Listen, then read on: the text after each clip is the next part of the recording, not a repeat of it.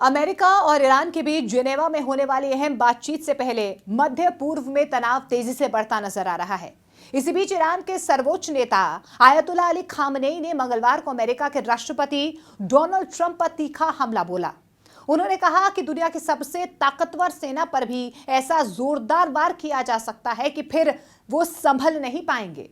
यह बयान उस वक्त पर सामने आया है जब अमेरिका और ईरान जिनेवा में परमाणु विवाद को लेकर इनडायरेक्ट बातचीत शुरू कर चुके हैं।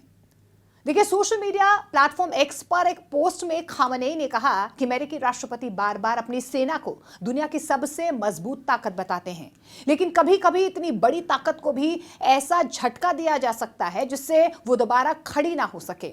उन्होंने आगे ये भी कहा कि अमेरिका बार बार ये कहता है कि उसने ईरान की ओर एक वॉरशिप भेजा है। खामनेई ने माना है कि वॉरशिप खतरनाक हथियार है, लेकिन उससे भी ज्यादा खतरनाक वो हथियार हो सकता है जो उस जहाज को समुद्र में डुबो दे। ईरान के सर्वोच्च नेता आयतुल्लाह अली खामनेई ने कहा कि अमेरिकी राष्ट्रपति खुद कह चुके हैं कि 47 साल में भी अमेरिका इस्लामिक रिपब्लिक को खत्म नहीं कर पाया है। ये उन्होंने खुद स्वीकार किया है। मैं कहता हूं, आगे भी आप ऐसा नहीं कर पाएंगे।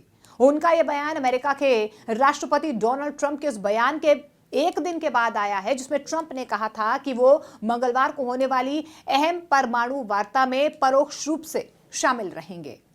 दोनों देशों के बीच अब तनाव एक बार फिर से बढ़ता हुआ नजर आ रहा है। ट्रंप ने यह भी कहा कि तेहरान ने पिछली टकरावों से सबक लिया है और अब शायद बातचीत के लिए ज्यादा तैयार हो। उन्होंने कहा कि मुझे नहीं लगता है कि वे समझौता ना करने के नतीजे झेलना चाहेंगे। ट्रंप ने याद दिलाया है कि अमेरिका पहले भी ईरान की परमाणु सुविधाओं पर कार्रवाई कर चुका है।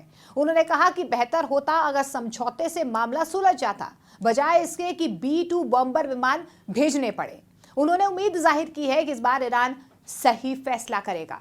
आपको बता दें कि अमेरिका ने मिडिल ईस्ट में अपना दूसरा एयरक्राफ्ट कैरियर तैनात कर दिया है। अधिकारियों के मुताबिक अगर कूटनीतिक बातचीत नाकाम रहती है तो सेना लंबे समय तक चलने वाले अभियान की तैयारी कर रही है। जून में हुए हमलों से पहले बातचीत इस मुद्दे पर अटक गई कि अमेरिका चाहता है कि ईरान अपनी जमीन पर यूरेनियम संवर्धन यानी कि एनरिचमेंट पूरी तरह से बंद करे। वॉशिंगटन का यह भी मानना है कि यूरेनियम एनरिचमेंट परमाणु हथियार बनाने की दिशा में एक संभावित कदम हो सकता है।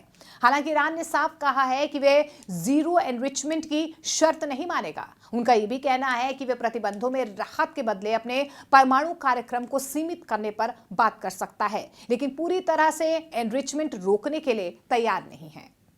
खामनेई का यह बयान ऐसे वक्त पर सामने आया है जब क्षेत्र में सैन्य गतिविधियां और बयानबाजी और ज्यादा तेज हो चुकी हैं। अमेरिकी नेतृत्व लंबे समय से अपनी सैन्य क्षमता और वैश्विक मौजूदगी को कहीं ना कहीं यहां पर रेखांकित करता रहा है। वहीं ईरान का यह भी कहना है कि वे दबाव और धमकियों के आगे नहीं झुकेगा।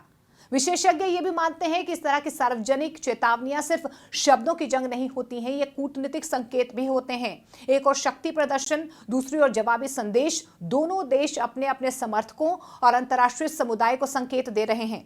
हालांकि देखिए, इतिहास ये बताता है कि सीधे टकराव की कीमत दोनों पक्षों और पूरे क्षेत्र को चुकानी पड़ सकती है। ऐसे में सवाल ये है कि क्या बयानबाजी यही थमेगी या ये तनाव किसी और बड़े घटनाक्रम की तरफ बढ़ सकता है। फिलहाल दुनिया की नजरें वॉशिंगटन और तेहरान पर टिकी हुई हैं। कूटनीति और संवाद ही कहीं ना कहीं रास्ता है जो इस बढ़ते तनाव को संतुलन दे सकता है, वरना शब्दों की जंग किसी बड़े संकट में तब्दील हो सकती है।